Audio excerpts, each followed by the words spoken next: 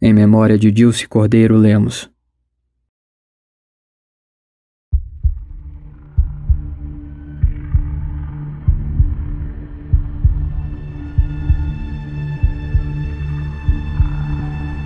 Caros amigos do Almanaque Militar, meu nome é Cristiano Brites e neste podcast daremos continuidade à Operação Anthropoid, a missão secreta que tinha o objetivo de assassinar Reinhard Heydrich, um dos homens mais importantes do Terceiro Reich.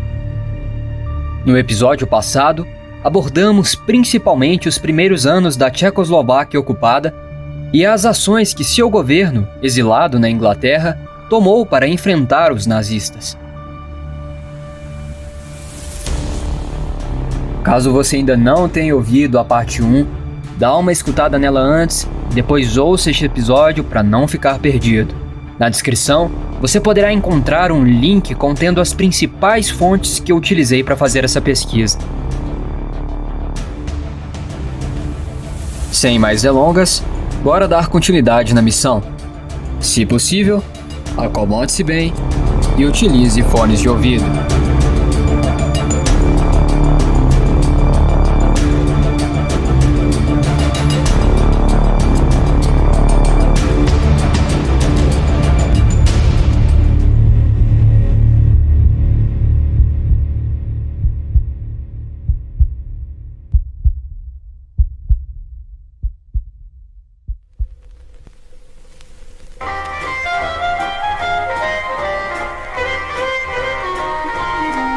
Peltan, tudo certo aí? Podemos começar a transmitir? Certo. Na mensagem de hoje nós vamos informar Londres sobre os progressos dos paraquedistas. Na maioria dos casos, eles até têm conseguido contactar nossos irmãos, mas alguns deles ainda não confirmaram suas posições. Não tem como saber se conseguiram ou se foram capturados. Eles também podem estar correndo risco e dando um tempo. Bom, de qualquer jeito é melhor repassar a situação. Na próxima reunião, nós vamos transmitir as informações coletadas da população. Elas estão com medo, mas Heydrich conseguiu amaciar a maioria dos operários e comerciantes aptos à germanização. Bom, vamos dar início. Peltan, tome. Transmita esse conteúdo. Eu tive que fazer algumas correções, então qualquer dúvida é só me falar.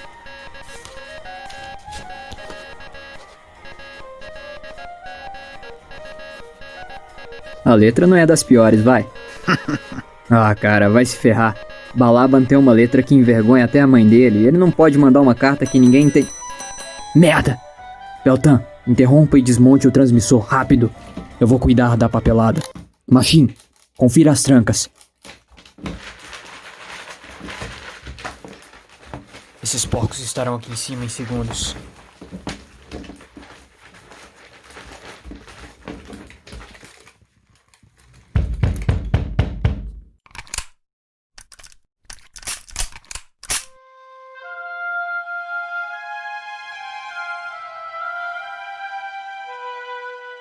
Os resultados da Operação Percentage também colaboraram com o adiamento da Anthropoid.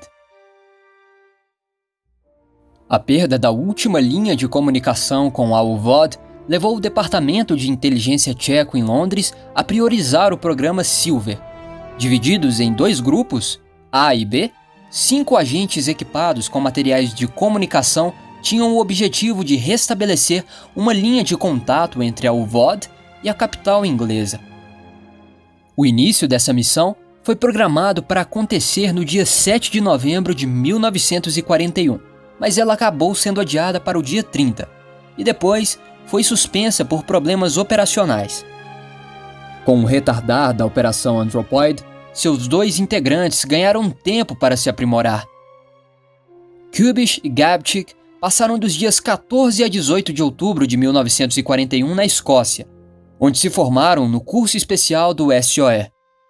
O objetivo deste curso era capacitar os participantes a atirarem com maior precisão e também lançarem explosivos em condições ainda não exploradas anteriormente. Parte dele era voltado exclusivamente ao uso da submetralhadora Sten, da pistola Colt e da metralhadora Bren. No treinamento, foram inseridas diversas situações que os dois homens poderiam encontrar na Tchecoslováquia ocupada. Eles praticaram em alvos fixos e móveis, em terreno aberto, em edifícios e em salas fechadas. No dia 20 de outubro de 1941, Kubiš e Gabčík foram transferidos para uma estação do SOE em Hertford, perto de Londres, especializada em ações com explosivos. Lá, eles continuaram seus exercícios práticos, aprendendo a criar todo tipo de armadilhas explosivas em estradas, ferrovias e em casas. Aprenderam ainda a manusear bombas especiais com mecanismos de acionamento extremamente sensíveis, como as granadas antitanque modelo 73, também chamada de garrafas térmicas. Enquanto isso, no protetorado, Heydrich procurava dividir a sociedade em grupos sociais, incorporando-os totalmente ao esforço de guerra alemão e, gradualmente, germanizando-os de acordo com critérios raciais. A representação política tchecoslovaca no protetorado, chefiada pelo presidente Emil Hácha, já convencido de que apenas uma total submissão aos nazistas poderia garantir a existência da nação, colaborou na implementação das políticas de Heydrich. Desde sua ocupação, o novo protetor ficou satisfeito com o governo fantoche, tendo em vista que eles se uniram à propaganda anti-Beneš, juraram lealdade a Adolf Hitler como seu Führer, usaram a saudação nazista e cooperaram no cumprimento das políticas de ocupação. A principal representação sindical do protetorado desempenhou um papel substancial durante as ações de Heydrich, fazendo esforços para convencer os trabalhadores de que qualquer ato de resistência seria nocivo. Por exemplo, os operários das fábricas de armamento receberam com alegria o anúncio de que seus locais de trabalho passariam a ter cafeterias a partir do dia 1º de outubro de 1941. Em seu escritório em Praga, o Serviço de Inteligência e Contra-Inteligência do Exército Alemão verificou que os trabalhadores estavam começando a perceber que era vantajoso cumprir suas tarefas sem conspirar. Heydrich realizou reuniões com os delegados sindicais, aumentou as rações alimentares dos trabalhadores, melhorou o seguro social e transformou vários hotéis em instalações recreativas para eles. Com a ajuda de representações sindicais, o protetor conseguiu conquistar parte da classe trabalhadora tchecoslovaca, especialmente aqueles que trabalhavam na indústria bélica. No dia 8 de outubro, em meio às prisões e execuções em massa, Heydrich anunciou a dissolução da Sociedade Esportiva Sokol, em virtude de seus muitos participantes envolvidos com a resistência. Mais de 1.000 membros, entre diretores, professores e atletas, foram presos e mais tarde enviados a campos de concentração. Após o anúncio, todas as propriedades do grupo foram confiscadas. Na Inglaterra, em novembro de 1941, Gabčík e Kubiš foram para outro campo do SOE, chamado STS-2, no condado de Surrey, a cerca de 30 quilômetros de Londres. O Departamento de Inteligência Tchecoslovaco, em cooperação com o SOE, criou um centro de treinamento para os paraquedistas. O primeiro-tenente tchecoslovaco e instrutor de paraquedismo, Rudolf Rubrec, organizou um curso de sabotagem. Neste treinamento, Kubiš e Gabčík aprimoraram suas habilidades de direção, de orientação em território desconhecido e no uso do código Morse, além de praticarem mais uma vez arremessos de granada de mão e disparos com submetralhadoras e pistolas. Reforçaram ainda os procedimentos a serem realizados após o pouso e de como demarcar zonas para receberem abastecimentos aéreos. No dia 7 de dezembro, a Força Aérea Japonesa atacou a base naval americana de Pearl Harbor, nas Ilhas Havaianas. No dia 11, a Alemanha, como aliada do Império Japonês, declarou guerra aos Estados Unidos da América. Na noite seguinte, foi dada a ordem de demolir o memorial ao presidente americano Thomas Woodrow Wilson, que ficava em frente à principal estação ferroviária de Praga. O monumento existia, pois Woodrow Wilson ajudou a Tchecoslováquia em seu processo de independência.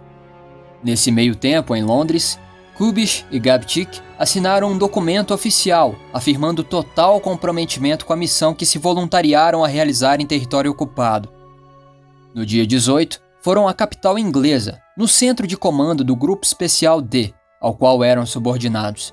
A missão tinha recebido uma data, e para executá-la, a dupla teria à disposição uma metralhadora Sten, modelo MK2, que poderia ser facilmente montada e desmontada, explosivos e itens que proporcionariam sua armação em diferentes ocasiões, 4 bombas de fumaça, 2 granadas de mão do tipo Mills Bomb, aquela que foi apelidada de abacaxi, e uma granada antitanque modelo 73, especialmente adaptada para essa operação.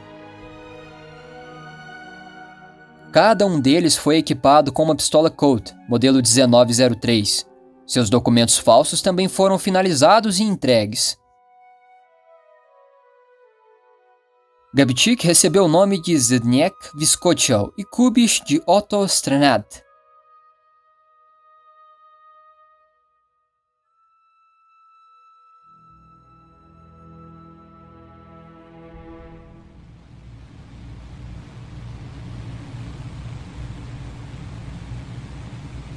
28 de dezembro de 1941, 10 da noite, Inglaterra.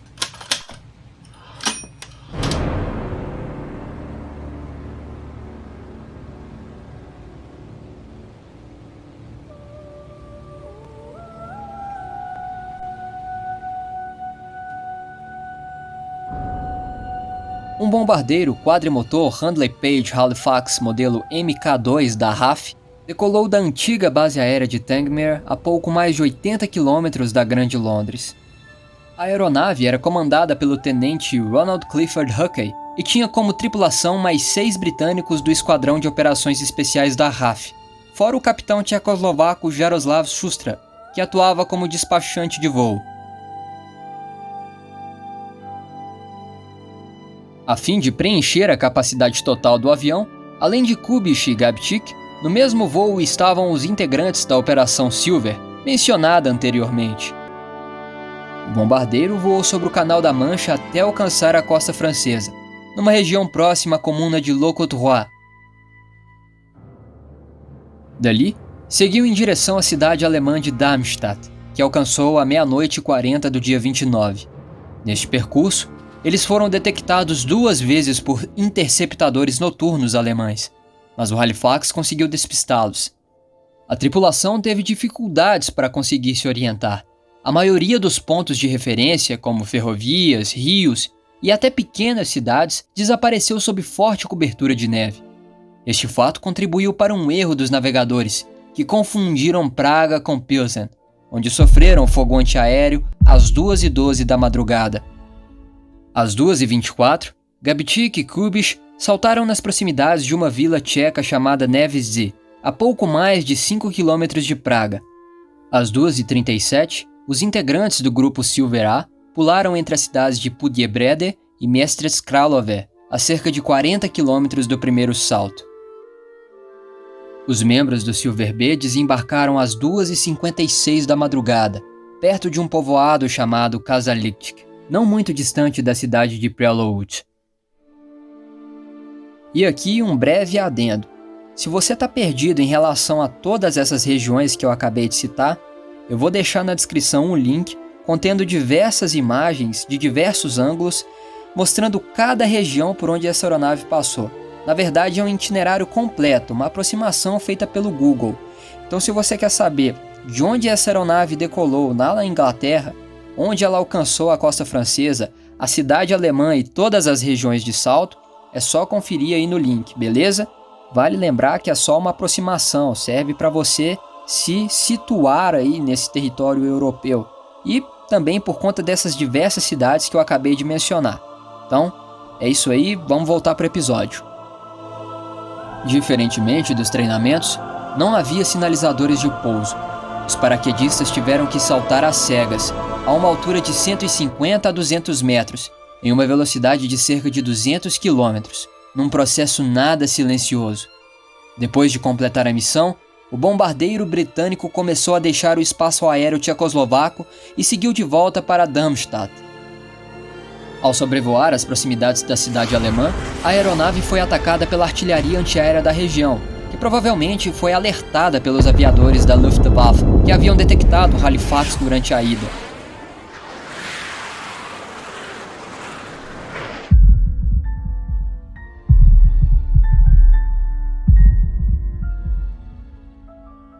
Apesar de ter sido atingido 2 vezes, o avião não sofreu danos substanciais e conseguiu alcançar a costa francesa às 7h20 da manhã.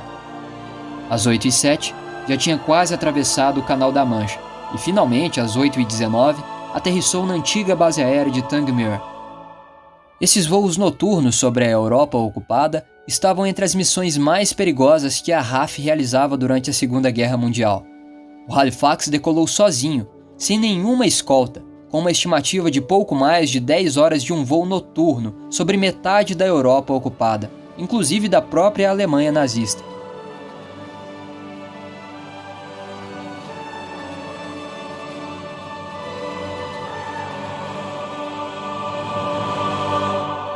A tripulação e todos os demais paraquedistas já embarcaram sabendo dos riscos dos holofotes, das baterias antiaéreas, das aeronaves interceptadoras, do mau tempo e de possíveis falhas mecânicas.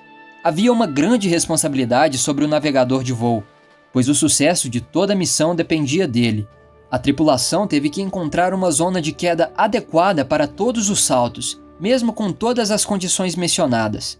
Além da orientação prejudicada, seja pela escuridão da noite sem lua ou pela dificuldade de navegação, os pontos de aterrissagem deveriam coincidir com regiões florestais ou inabitadas, longe das grandes cidades.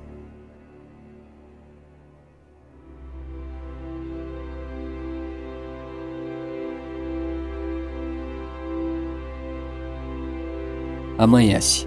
É 29 de dezembro de 1941. Um dia como outro qualquer. O protetorado viu o terceiro Natal de guerra. O estado de exceção ainda está em vigor e o medo é onipresente entre os civis. Na capital, quem quer esquecer um pouco a realidade pode assistir a uma partida de hóquei ou comprar ingressos para o teatro. Após o pouso, Kubish e Gabčík esconderam todo o equipamento da operação no galpão de um jardineiro, onde também passaram a primeira noite. O dono do local era Antonín Sedlacek, e ele só soube que 2 estranhos passaram pela sua propriedade quando a dupla já tinha partido. Gabčík machucou o tornozelo durante a queda. Paciência, não havia muito o que se pudesse fazer. Pela manhã, ao conversarem com o pároco da vila, eles descobriram que, em vez de pularem na área de Pilsen, eles pousaram perto de Nevsty. As instruções eram para eles aterrissarem nas redondezas de Pilsen e então procurarem seus contatos. Sem alternativa, deram um jeito de ir até lá.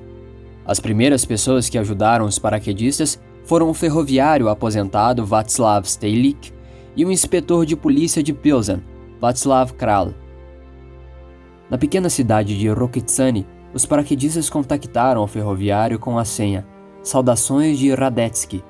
Já em Pilsen, a dupla fez contato com o inspetor de polícia com as palavras-chave "Adina Saúda Pilsen". A interpretação desses códigos pode ser dada da seguinte forma.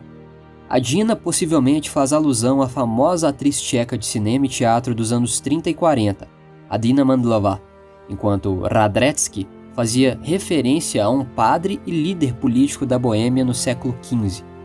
Após receberem as instruções desses homens, os paraquedistas deixaram Pilsen e retornaram ao local onde esconderam seus materiais. Lá, eles conferiram e reuniram todos os petrechos que haviam escondido e dirigiram-se para a capital do protetorado. Com a ajuda de Bretislav Bauman, um moleiro e membro da organização antinazista de Sokol, eles esconderam seus equipamentos em diversos pontos da cidade e contactaram a Jindra, outro movimento antinazista, que em conjunto com alguns membros da antiga Liga Masaryk contra a tuberculose, forneceu aos paraquedistas endereços para eles se esconderem e até ajuda médica para o ferimento de Gabčík. Os endereços dos membros dos movimentos antinazistas foram essenciais para os paraquedistas, que, no entanto, em muitos casos acabavam batendo na porta de indivíduos já executados ou aprisionados. Mas esse não foi o caso de Gabčík e Kubish. Eles receberam abrigo e toda a ajuda necessária. A chegada dos agentes não passou despercebida pelo Serviço de Monitoramento Aéreo da Luftwaffe. Pela manhã do dia 29, chegou a Heydrich os relatórios sobre a rota de voo e também indicando a possível presença dos paraquedistas no protetorado. As unidades da Wehrmacht se prepararam para vasculhar as regiões do sobrevoo. Já a divisão de busca da polícia emitiu um memorando confidencial a todas as demais delegacias policiais, contendo ordens para se investigar pessoas suspeitas que apareceram depois do dia 28. No dia 31 de dezembro, o general de divisão Bedřich Romola, que chefiava a organização Obrana-Naroda após a prisão e execução de seu antecessor, o general de exército Josef Pili, caiu nas mãos da Gestapo. 5 dias depois, ele foi executado na prisão berlinense de Plötzensee. Como já mencionado, os integrantes da Operação Anthropoid foram os primeiros a saltar da aeronave, e na sequência, o grupo Silver A. Este último era composto pelo primeiro-tenente e comandante da equipe, Alfred Bartosz, pelo subtenente Josef Balcik e pelo cabo Iri Potůček. Eles tinham a tarefa de encontrar membros da UVOD para restabelecer a comunicação radiotelegráfica com Londres, operando na região de Pardubice, uma cidade a uns 45 quilômetros do local onde aterraram. Nessas bandas, puderam contar com uma ampla rede de resistentes, que não só os ajudavam a se esconder, mas também lhes forneciam as informações repassadas da capital britânica. Com a ajuda do cabo Iri Potůček, o canal de comunicação foi restabelecido com sucesso no decorrer da noite entre os dias 14 e 15 de janeiro de 1942. Potůček possui experiência em esquadrões de comunicações e também participou de treinamentos específicos na área. A equipe Silver A teve muito sucesso em seu objetivo. O Silver B foi o último grupo a saltar. Ele era formado pelos sargentos Jan Zemek e Vladimir Skarha, e tinham o dever de entregar um transmissor de rádio adicional ao VOD para que eles mantivessem uma rede de contato extra com Londres. No entanto, estes homens não tiveram êxito. O velame do paraquedas de Zemek se prendeu nos galhos de uma árvore, e quando ele finalmente caiu na superfície nevada, identificou que um dos equipamentos de comunicação havia sido danificado. O sinal com a Inglaterra foi perdido definitivamente.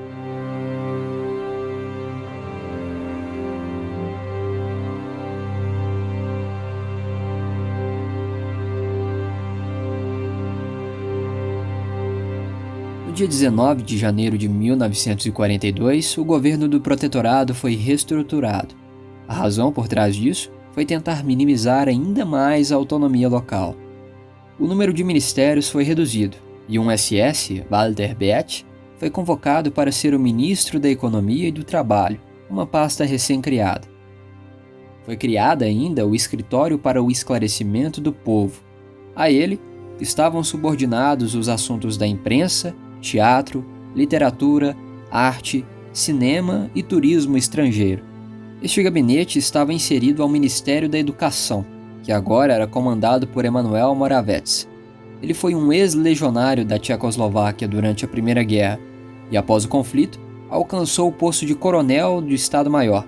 Foi professor de História e Estratégia de Guerra na Universidade de Estudos de Guerra de Praga e era, antes do Acordo de Munique, o defensor mais fervoroso da luta contra a Alemanha nazista.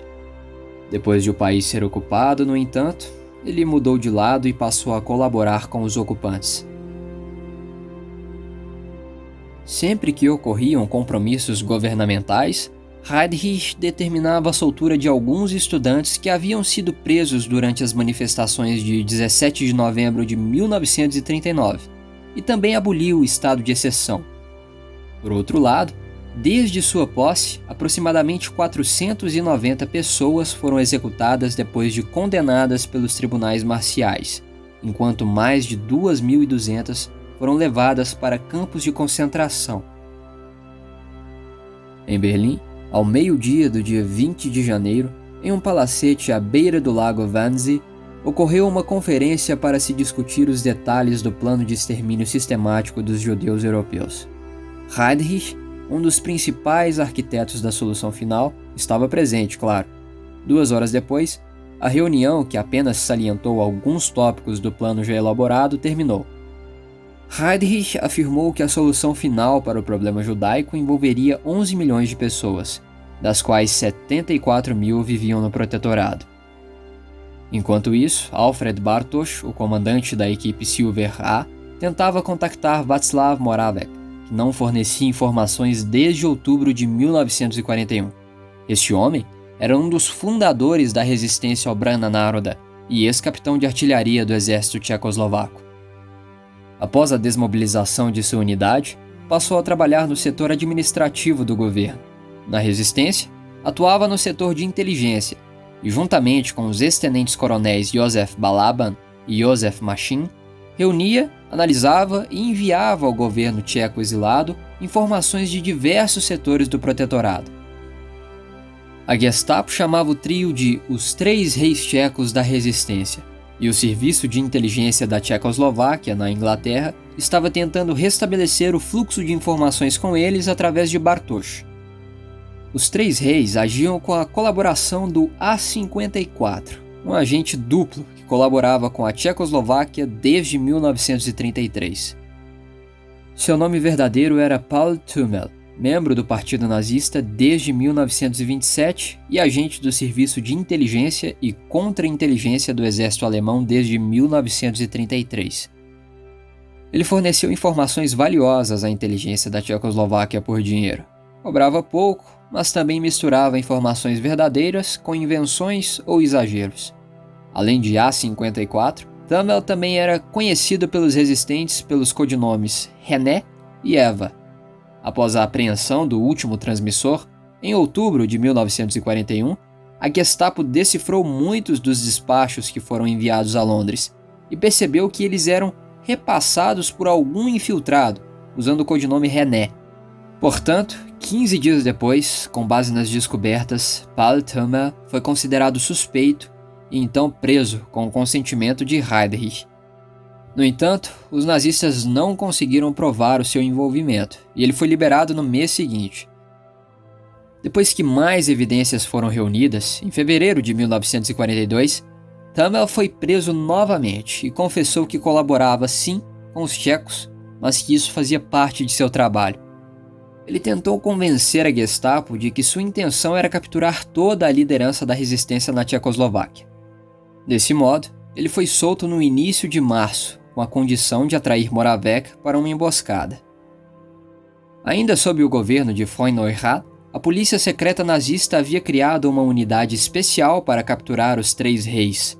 Para facilitar este processo, e não só para capturar o trio, mas como outros inimigos, a Gestapo passou a perdoar e a libertar alguns resistentes, com a condição deles se tornarem agentes informantes. Um dos que aceitaram foi Antonín Nerad, ex-sargento do exército tcheco e membro da Obrana Národa. Em uma de suas colaborações, ele informou a Gestapo o local e a data de uma reunião que Józef Balaban participaria. Consequentemente, no dia 22 de abril de 1941, após uma breve troca de tiros com os nazistas, ele foi preso. Mesmo sendo torturado durante seus interrogatórios, ele não traiu ninguém, o que ajudou os outros integrantes, que ganharam tempo e puderam se reestruturar.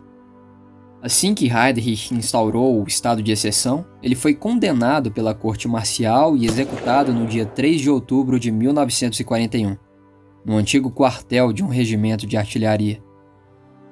Outro membro capturado foi o tenente-coronel Józef Machin. Na noite do dia 13 de maio, enquanto ele se reunia com Moravec e o sargento František Peltan para mandarem uma mensagem ao governo de Londres no exílio, a Gestapo conseguiu rastreá-los. O grupo estava em um apartamento, e logo após Peltan, que operava o rádio, enviar as primeiras palavras, um sino foi ouvido. Em geral, este som era usado para alertar sobre a presença de nazistas. Então, eles começaram a desmontar o equipamento, e para atrasar o inimigo, Machin decidiu enfrentá-los. Ao abrir a porta do apartamento, atirou contra o agente mais próximo, acertando-o na região abdominal. Todavia, durante certo momento do tiroteio, sua arma falhou e ele foi atingido, indo escada abaixo. Na queda, quebrou a perna e diversos nazistas correram para imobilizá-lo, pois ele ainda empunhava seu revólver. Enquanto isso, Moravec e Peltan fugiram com êxito pela janela do prédio, utilizando-se de um fio de aço.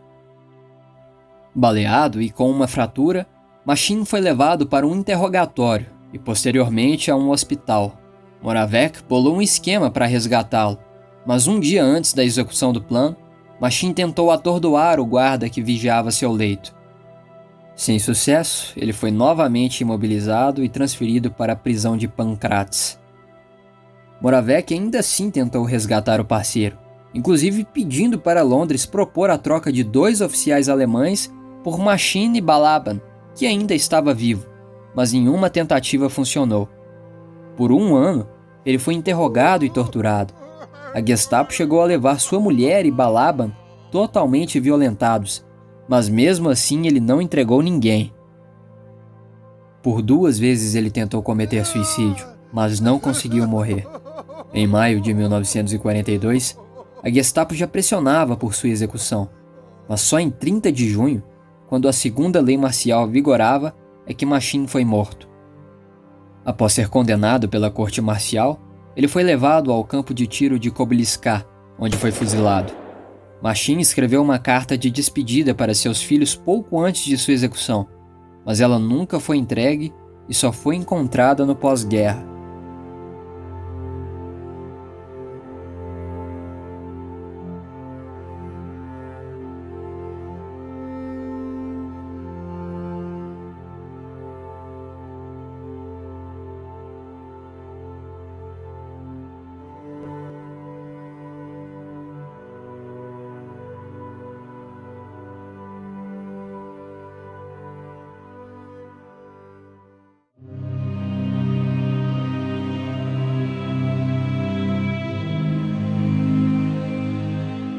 No início de 1942, Heydrich começou a implementar seu plano de mapeamento racial dentro do protetorado da Boêmia e Morávia, concretizando as ideias de seu discurso inaugural. Ônibus equipados com aparelhos de raio-x começaram a circular pelo país, enquanto técnicos realizavam exames raciais de crianças nas escolas, sob o pretexto de proteção contra a tuberculose. Tabelas contendo cores de pele, cabelo e olhos também eram usados na pesquisa racial. Num discurso de 4 de fevereiro, Heydrich abordou essa questão dizendo que, para germanizar o protetorado, ele precisaria saber quem era adequado para o processo, estimando um número entre 40% a 60%. O plano era usá-los como guardas ou algo do tipo em campos de concentração russos em torno do Oceano Ártico, que teoricamente estariam sob domínio nazista. Segundo ele, esses lugares seriam ideais para abrigar os 11 milhões de judeus europeus. Em 28 de fevereiro, uma exposição chamada O Paraíso Soviético foi cerimoniosamente aberta por Karl Hermann Frank, em Praga. A exposição foi trazida de Viena por iniciativa de Heydrich e tinha como objetivo mostrar aos visitantes as más condições de vida na União Soviética, assim como o perigo do bolchevismo.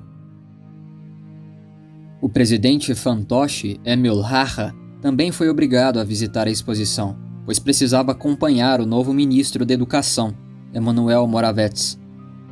Durante 4 semanas de visitas organizadas em massa, aproximadamente 500 mil de pessoas assistiram à mostra, incluindo os agentes Josef Gabčík e Jan Kubiš.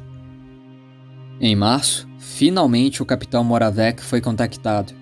No dia 14, a estação de rádio Libuscher, nome dado ao equipamento que a equipe Silverá operava, informou a Londres que o contato foi estabelecido, mandando ainda despachos de Moravec com notícias do agente A-54. No entanto, não seria mais possível enviar novas informações do A-54, afinal, ele já estava sob vigilância da Gestapo. Por sua própria iniciativa, o agente duplo avisou Moravec de sua situação antes de ser preso pela segunda vez. No dia 20, Moravec se reuniu com Bartosz em Praga e o entregou mais mensagens para serem enviadas a Londres. Já Bartosz entregou a Moravec fotografias dos paraquedistas do Silverá, para que novos documentos falsos fossem produzidos. Entretanto, no dia seguinte, Moravec morreu depois de se envolver em uma troca de tiros com membros da Gestapo perto de uma das pontes que dão acesso ao castelo de Praga. As circunstâncias deste evento ainda são desconhecidas. A versão oficial, inclusive fornecida pela Gestapo, é a de que Moravec tirou a própria vida após ser alvejado 5 vezes, Por outro lado, existem análises que afirmam que o ferimento veio de um disparo que perfurou sua artéria aorta, causando agonia imediata seguida de morte. Essa última versão aponta para um receio de que Moravec, vivo, pudesse entregar não só o A-54, mas também outras figuras do regime. O resistente Václav Havel, que estava com ele no episódio, foi capturado. 3 meses depois, foi sentenciado à morte durante a segunda lei marcial. No dia 28 de março, 3 paraquedistas do grupo Alt Distance saltaram perto de Ocherhov, uma comuna a aproximadamente 200 quilômetros de Praga. Eram eles o primeiro-tenente e comandante da equipe, Adolf Opalka, o subtenente Karel Shurda e o cabo Ivan Kolarik. Dentre outros itens, eles portavam um rádio para orientar futuros voos ao protetorado e deviam se juntar ao grupo Silver A. Durante a aterragem, Kolarik perdeu seus documentos falsos. Tempos depois, policiais que rastreavam a área onde o sobrevoo aconteceu encontraram a documentação do agente tcheco. A polícia secreta nazista foi acionada e Heydrich foi comunicado. Mais tarde, a Gestapo começou a procurá-lo e conseguiu saber sua verdadeira identidade, pois um conhecido de Kolarik reconheceu as fotos do documento que foram divulgados. Após tomar conhecimento disso, ele decidiu cometer suicídio a fim de preservar sua família e a integridade das missões que ocorriam na Tchecoslováquia. Portanto, 4 dias depois de aterrissar, no dia 1º de abril, ele se envenenou perto da cidade de Zlín. Apesar da decisão, a Gestapo já tinha conseguido encontrar todo o material da equipe escondido em uma vala. Os demais integrantes do grupo fizeram contato com o comandante do Silver A, em Pardubice, pois Bartosz era o responsável por estes paraquedistas, que deveriam se esconder em Praga.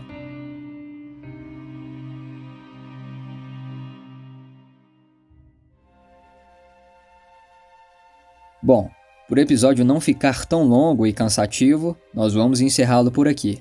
Mas não se preocupe, no próximo mês nós continuaremos abordando essa série, que está sendo retratada de uma maneira mais completa, fugindo do aspecto hollywoodiano, que foca apenas nos integrantes que executaram o nazista.